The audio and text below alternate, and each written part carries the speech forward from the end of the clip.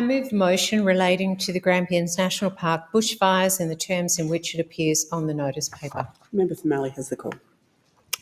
Deputy Speaker, last week in the House, I briefly highlighted the peril of communities in the southern part of my electorate due to the ongoing impact of bushfire in the Grampians National Park and Little Desert National Park. The first of these fires in the Grampians began 55 days ago, with the initial fire burning for 3 weeks near the 450-strong community of Halls Gap. The Grampians Fire burned 76,000 hectares, destroying 4 homes to the south in Moyston and Mafeking, 41 outbuildings and 540 kilometres of fencing. The fire also burnt 10,000 hectares of pasture, 1,285 beehives, and killed 775 sheep, not to mention the incalculable cost to flora and fauna. All up, including the subsequent Little Desert Fire, which burned the western 2/3 of that national park, over 230,000 hectares, have burned in the Grampians and Wimmera area. Communities near the Grampians National Park have been struck twice in 12 months by natural disaster.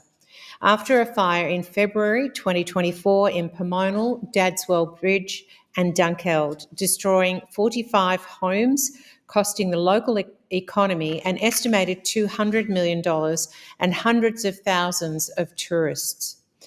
The late 2024 bushfires closed the town of Halls Gap to the public over the lucrative December-January tourist season for 18 days. Some tourist sites remain closed today. Fire-related closures are having a cumulative, devastating impact on the Halls Gap community, whose small businesses are struggling to stay afloat and in desperate need of support. I invited Leader of the Opposition, Peter Dutton, and Shadow Minister Perrin Davey and the Member for Wannon to Halls Gap, and they heard from constituents who tell me that business owners are at breaking point, with many expressing a feeling of being abandoned by the government as they continue to hear reassurances about resilience rather than tangible support. Spending in Halls Gap has dropped by 63% since the fires began, compared to the same period last year. At the 1-month mark, $13 million in business earnings have been lost. As the fires have persisted, an estimated further $8 million has been lost. The Grampians typically attracts between 1.3 and 1.7 million visitors annually. However, cancellations are now extending until May 2025. Projections suggest that an ongoing reduction in tourism will see total losses in the region of between $34 and $103 million over the year. This is simply devastating. It is indisputable, Deputy Speaker, that businesses in Halls Gap are in dire need of government financial support.